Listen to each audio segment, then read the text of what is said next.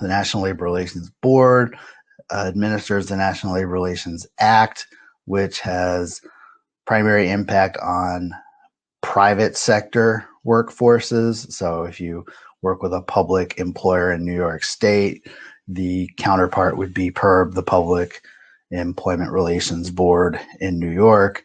But for most private sector employers, you are obligated to honor your employees' rights under the National Labor Relations Act, which includes the possibility to form and join a union and be represented by that union in collective bargaining over the terms and conditions of employment.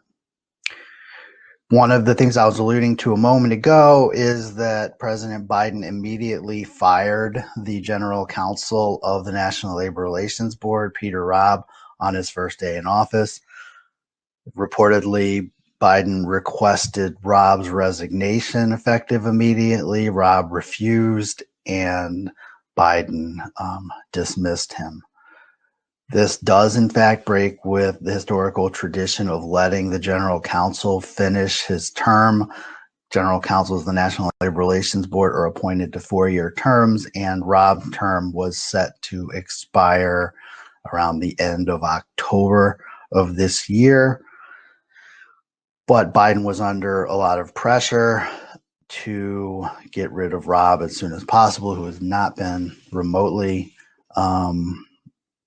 friendly in the eyes of the labor movement, and through their pressure, Robb is now out. This, like I said, is unusual. Normally, the general counsel would carry over for some time into the new administration, which, depending on your perspective, could be a good or bad thing, but the idea is that it at least allows for a transition to be less abrupt than this transition likely now is. The practical impact of this for employers is that it will expedite a more aggressive prosecution of unfair labor practices. So essentially, the general counsel of the NLRB is responsible for prosecuting claims of unfair labor practices, whether they relate to individual employee rights to engage in concerted activity or union matters. So had Robb continued, he likely would have continued the approach of being less likely to find that violations of the law have occurred. But now he's had his term cut short by about 9 months, and the new general counsel, once named, will be able to pursue his own philosophies likely much quicker. There's an acting general counsel at this point, and the president has not named a successor for Mr. Robb, but it's anticipated that will occur relatively soon, and certainly sooner than October. The National Labor Relations Board itself, which ultimately decides the cases that the general counsel brings forward, and therefore has ultimate policy-making authority for the agency, also has members set for specific terms. So again, the president normally would not, and in this case almost certainly will not, be able to change the makeup of the NLRB instantly. There are currently 3 Republican members and 1 Democrat. On the 5-member board, there's 1 vacant seat. So Biden did, as his predecessors generally do, immediately name the 1 Democrat as the chair of the NLRB, but it still would take 3 members to change any policy. So until one of the Republican seats is replaced by a Democrat, the overall makeup of the board won't shift until probably August, when the one longest tenured, or at least the person whose term started the longest ago now, Republican member of the board term will expire.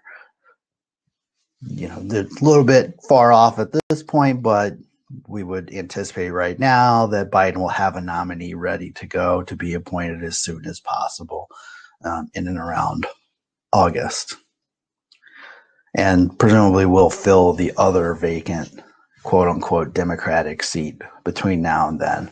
Just to clarify what I'm talking about, the practice has historically been that whichever party is in control of the executive branch, when they have the opportunity to appoint enough people to the board, will establish their party in control of the board with a 3-2 majority. So under Trump, there was a 3-member Republican bloc, and under Biden, we would expect that to shift the majority to Democrats. When that happens, we expect major policy shifts from the NLRB. Simply put, this could be considered returning to the Obama era rulings. The Obama era was very active in enforcing the National Labor Relations Act to protect employees and unions. Some of the specific items that we expect to see quickly would be a more expansive joint employer standard. This is something that's been hotly contested over the last, say, decade. It's an issue under various labor laws.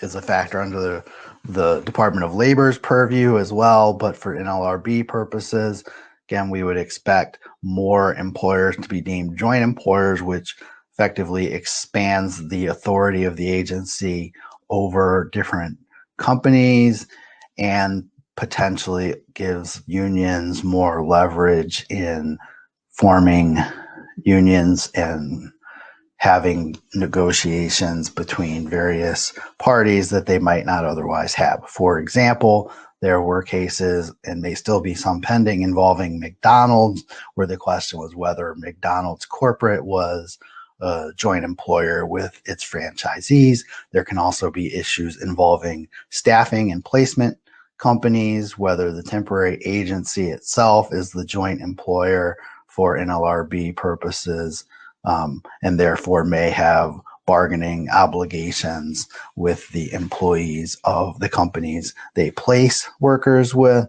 or conversely, whether the site employer or the site company where the workers are placed has to bargain with a union, for example, over employees who are on the books of the staffing agencies. So in some contexts, those are very critical jurisdictional nearly issues. Another major issue that we've already seen go back and forth in recent administrations is the timeline and process of union elections.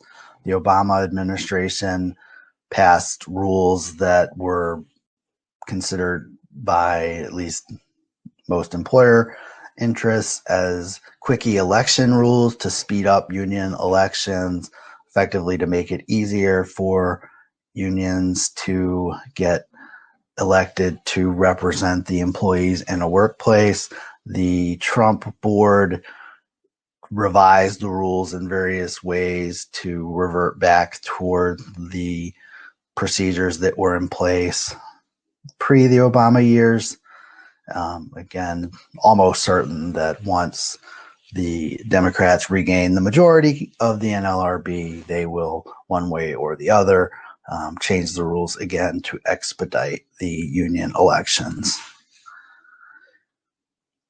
And overall, we would expect greater scrutiny of workplace policies. The Obama era NLRB was very active in interpreting employee handbooks and employee policies to determine whether they could be read to chill employees' right to engage in collective activity for their mutual aid and protection.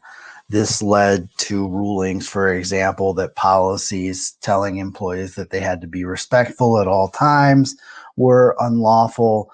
Severe restrictions on confidentiality rules that for decades were not seen as being particularly problematic. And even some limitations on confidentiality in the context of workplace investigations. So those of you who have been practicing in employee relations or human resources over more than, say, the last 4 years or so, may be familiar with some of those policies that did shift under the Trump administration and now likely will head back in the other direction, again, at least by around August, assuming that Biden can successfully appoint new board members.